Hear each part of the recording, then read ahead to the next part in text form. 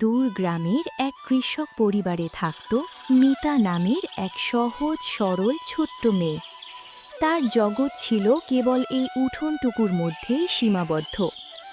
বাইরে খেলার কোনো বন্ধু না থাকায় এই মাটি আর নূরের টুকরোগুলোই ছিল তার প্রিয় সঙ্গী।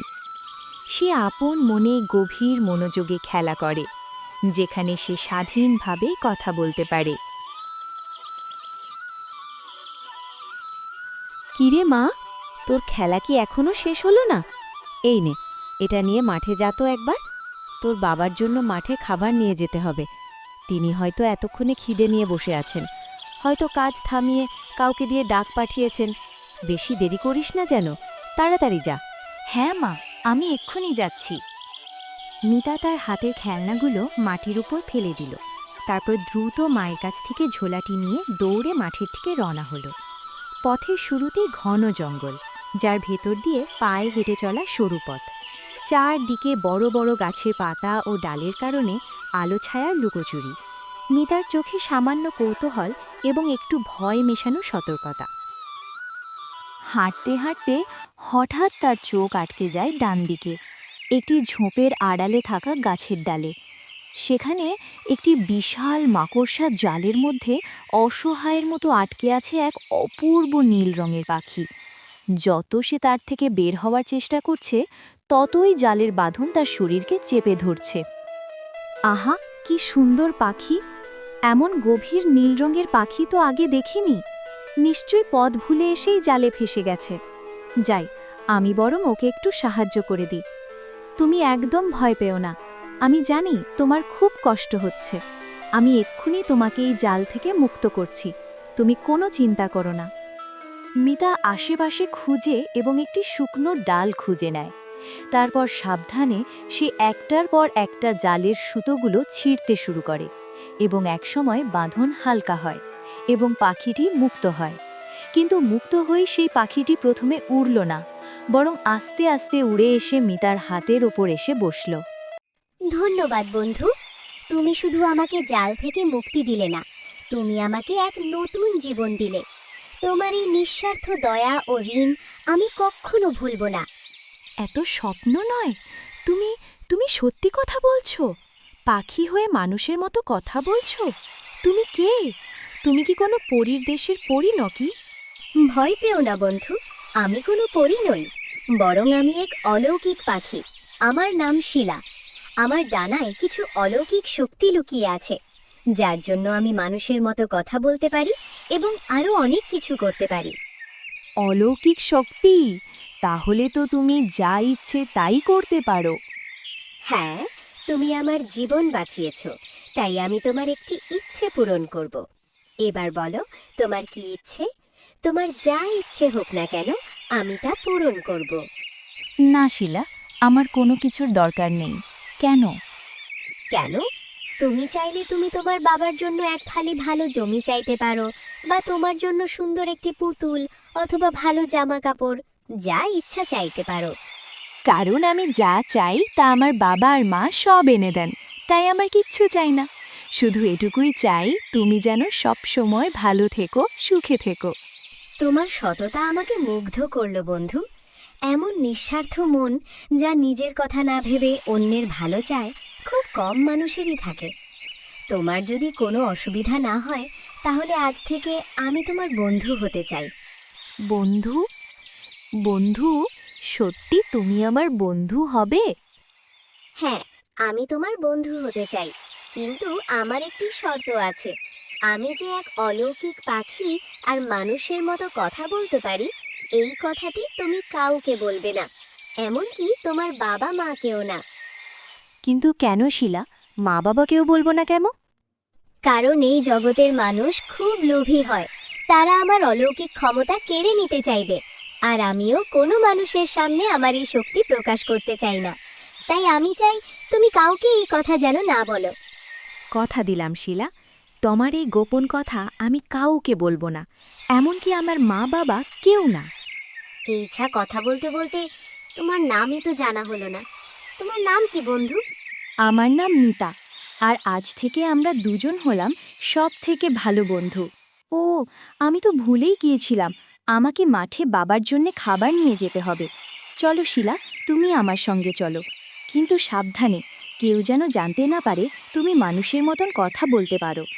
জঙ্গলের পথ শেষ করে মিতা এবং শিলা অবশেষে মাঠে পৌঁছালো।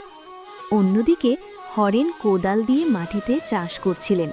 তারপর হরেন মিতাকে আসতে দেখে তিনি কাজ থামিয়ে দিলেন এবং মিতার কাছে এগিয়ে গেলেন। এসেছিস মা? যাক বাঁচালি। ভীষণ খিদে পেয়েছিল বুঝলি। চল গাছের ছায়ায় গিয়ে বসি। কিরে মা, এই নীল রঙের সুন্দর পাখিটি তুই পেলি কোথায়? এমন অপূর্ব নীল রঙের পাখিটি তো আগে কখনো দেখিনি। বাবা, ওকে আমি জঙ্গলে পেয়েছি। একটা মাকড়সার জালে আটকে ছিল, তাই আমি লাঠি দিয়ে জালটা ছিঁড়ে ওকে বাঁচিয়েছিলাম। ওহ, খুব ভালো কাজ করেছিস মা। কিন্তু ও তোর সঙ্গে এত দূর এলো কেন? ওকে মুক্তি দেবার পর ও আর উড়ল না, বরং আমার কাছেই চলে এলো, আর তারপর থেকেই আমার সাথে আছে। ও এখন আমার খুব ভালো বন্ধু হয়ে গেছে বাবা, তাই আমার সঙ্গে চলে এসেছে। কিছুদিনের মধ্যেই মিতার জীবনে এসেছে এক দারুণ পরিবর্তন। তার একাকী জগৎ এখন শিলার বন্ধুত্বেই ঝলমলে। অলৌকিক এই বন্ধুটির সাথে জঙ্গলের এই নির্জনতাতেই তারা প্রতিদিন গড়ে তোলে তাদের নিজস্ব গল্পের আসর। একদিন জঙ্গলের মধ্যে মিতা আর শিলা বসে গল্প করতেছিল। ঠিক তখনই গ্রামের এক দুষ্ট লোক তাদের একসাথে কথা বলতে দেখে ফেলে। এ কি, আমি তো দুজনের গলা শুনছিলাম, কিন্তু এখানে শুধু এই বাচ্চা মেয়েটাই বসে আছে। তবে দুইজনের কথা বলার আওয়াজ কি করে পেলাম? না, আমি বরং এই গাছের আড়ালে লুকিয়ে থাকি, তাহলে সব স্পষ্ট হয়ে যাবে। এ কি, তার মানে ওটা ওই নীল পাখিটারই গলা ছিল? তার মানে এ কোনো সাধারণ পাখি নয়, এ এক অলৌকিক জীব। কিন্তু সে এখানে এই মেয়েটার সঙ্গে কি করছে? না না না, এখন এসব ভাবার সময় নেই। যাই যাই, আমি গিয়ে বরং জমিদার মশাইকে জানাই।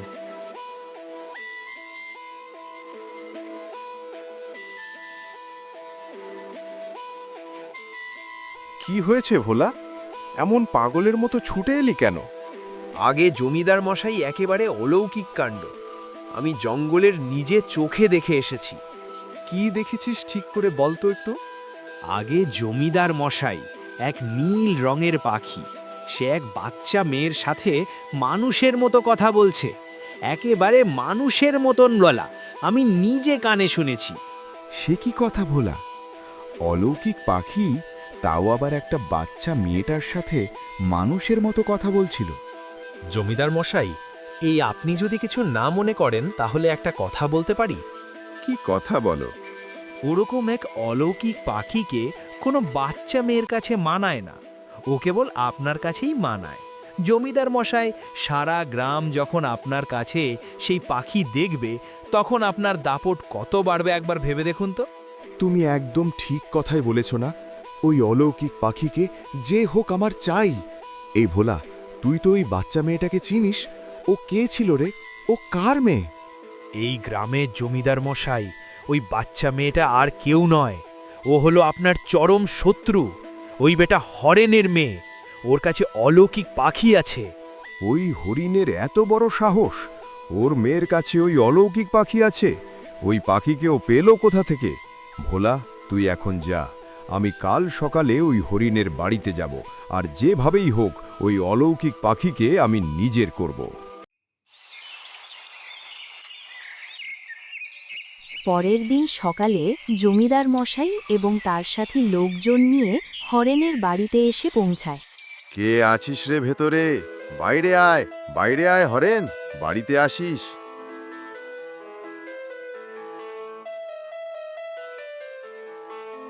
হ্যাঁ জমিদার মশাই, আমি বাড়িতেই, কিন্তু আজ হঠাৎ আপনি আমার বাড়িতে, আমার থেকে কোনো ভুল হলো নাকি? ভুল ভুল তো তুই করেছিস। তোর মেয়ে কোথায়? আর কোথায় সেই অলৌকিক পাখি?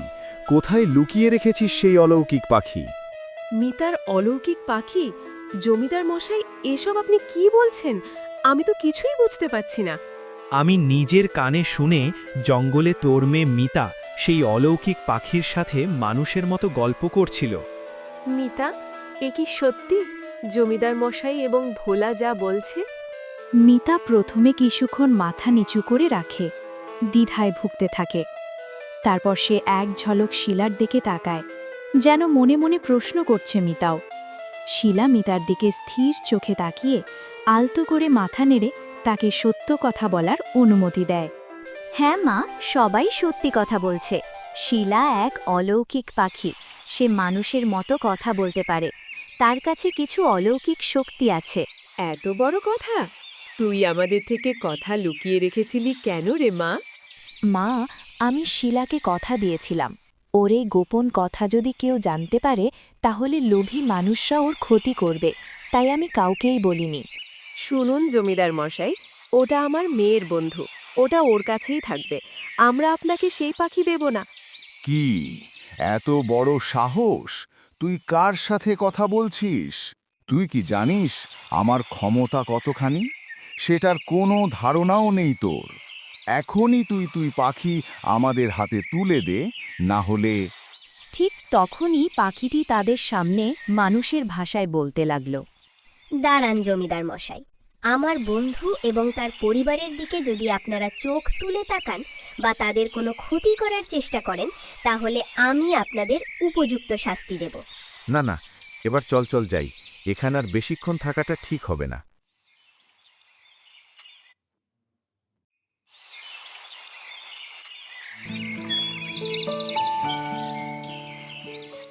এই শুনলি, জমিদার মশাই নাকি ভয় পেয়ে চলে গেলেন। সত্যি সত্যি হরেনের মেয়ের কাছে কোনো অলৌকিক শক্তি আছে। আরে অলৌকিক শক্তি তো আছেই, কিন্তু তার সাথে গ্রামের একের পর এক বাচ্চা যে নিখোঁজ হচ্ছে, তার কি হবে? ঠিক তখনই সেখানে এক তান্ত্রিক এসে হাজির হয়। বাবা, তোমরা যে এক অলৌকিক পাখি আর শিশু নিগোঝর গুজবের কথা বলছো, সেসব কি সত্যি? হ্যাঁ বাবা, সবই সত্যি। সেই সুনিগোজ তোমতেই থাকবে, কেউ জানতেও পারবে না কে করছে। কিন্তু এবার সেই অলৌকিক পাখিকেও নিজের কবলে করতে হবে। তার শক্তি নিংড়ে নিতে হবে আমার যজ্ঞের জন্য। তারপরের দিন সকালে মিতা জঙ্গলে একা একা খেলা করছিল, কিন্তু সেখানে হঠাৎ সেই তান্ত্রিক এসে বলতে লাগলো, আমি তো গায়ের পথ হারিয়ে ফেলেছি, তুমি কি আমাকে একটু পথ দেখিয়ে দিতে পারবে? হ্যাঁ বাবা, চলুন। এদিকে সন্ধ্যা নেমে এলো, কিন্তু মিতা এখনো বাড়িতে না ফেরায় তার মা হতাশ হয়ে বলতে লাগলো, ওরে বাবা, এত রাত হলো, মিতা তো এখনো ফিরল না। কি যে হলো! কি গো, তুমি এভাবে বাইরে দাঁড়িয়ে আছো কেন? আর মিতা কোথায়? মেয়েটা তো সেই সকালে খেলতে গেছিল, কিন্তু এখনো ফেরেনি। আমার মনটা কেমন যেন করছে। হায় রে, আমার মেয়েটা কোথায় যে গেল? তার মানে ওই গুজবটা সত্যি ছিল গো। আমি কেন যে মেয়েটাকে সাবধান করিনি, কেন ওকে বাইরে যেতে দিলাম? ঠিক তখনই সেখানে সেই পাখিটি এসে হাজির হয় আর বলতে লাগলো, আমি দেখছি মিতাকে এক দুষ্ট তান্ত্রিক ধরে নিয়ে গেছে। ও তাকে বলি দিতে চাইছে। তোমরা আমার সঙ্গে চলো, আমি তোমাদের সেই তান্ত্রিকের গুহায় নিয়ে যাব। এ কি সত্যি? তবে কি সেই বাচ্চাদের নিখোঁজ হওয়ার পেছনে ওই তান্ত্রিকেরই হাত ছিল? চলো তাহলে, আমার মেয়ের কিছু হয়ে যাওয়ার আগেই আমরা সেখানে যাই। তারপরে তারা সবাই সেই গুহার মধ্যে পৌঁছে যায়। আজ আমার যজ্ঞ সফল হবে, আর আমি হব সর্বশক্তিমান। দাঁড়া শয়তান, তোর এত বড় সাহস, তুই আমার মেয়ের ক্ষতি করার চেষ্টা করছিস? এ কি করে সম্ভব? এই গোয়ার কথা তো কেউ জানতো না। আচ্ছা, এই ব্যাপার, এই অলৌকিক পাখি এদের এখানে এনেছে। যাক, ভালোই হয়েছে। আমার যজ্ঞের সাথে সাথে এই অলৌকিক পাখিটাও এসে গেল। যজ্ঞ শেষের পর এর থেকেও সব শক্তি আমি কেড়ে নেব। দুষ্ট শয়তান তান্ত্রিক, আমার বন্ধুকে ছেড়ে দে, না হলে আমি তোকে শেষ করে দেব। তুই একদম চিন্তা করিস না। আগে এদের বলি দেব, আর তারপর আমার যজ্ঞ শেষ করব এবং তোকেও ধরব, আর তোর সব শক্তি আমি ঘেরে নেব। আমার মেয়েকে ছেড়ে দাও, আমার মেয়েটাকে ছেড়ে দাও। ও তোমার কি ক্ষতি করেছে? ওকে তুমি ছেড়ে দাও। পারলে ওর বদলে তুমি আমার বলি দিয়ে দাও, কিন্তু কিন্তু ওকে তুমি ছেড়ে দাও। এটা হতে পারে না। আজ তোদের জন্য, এই পাখির জন্য আমার সব যজ্ঞ ধ্বংস হয়ে গেল। আজ তোকে মেরে ফেলবো আমি, এই পাখিটাকে আমি মেরে ফেলবো। শিলা মুহূর্ত দেরি না করে তার সমস্ত শক্তি দিয়ে তান্ত্রিককে লক্ষ্য করে একটি চূড়ান্ত শক্তি নির্গত করে। তান্ত্রিক চিৎকারের সুযোগ না পেয়ে সঙ্গে সঙ্গে সেখানেই ধূমায়িত হয়ে শেষ হয়ে যায়। আর এইদিকে সেই তান্ত্রিক মিতাকে তার অভিশাপ দিয়ে সেখানে শেষ করে ফেলতে চায়, কিন্তু শিলা তা হতে দেয়নি। সে নিজের পুরো শক্তি দিয়ে মিতাকে বাঁচায় এবং তার বদলে সে নিজের জীবন দিয়ে দেয়। তুই ঠিক আছিস তো বা? বাবা, আমি ঠিক আছি, কিন্তু কিন্তু শিলা কোথায়? ও চলে যায়নি রে মা, বন্ধুত্ব কখনো মরে না। ও আমাদের পাশেই থাকবে, অলৌকিক পাখি হয়ে আমাদের সাথে সারা জীবন। শিলা হয়তো তার জীবন দিয়েছিল, কিন্তু তার সেই নিঃস্বার্থ আত্মত্যাগ বন্ধুত্বের এক নতুন সংজ্ঞা তৈরি করেছিল। আর এইভাবেই মিতা আর শিলার বন্ধুত্ব চিরকালের জন্য গ্রামের গল্পে অমর হয়ে রইল।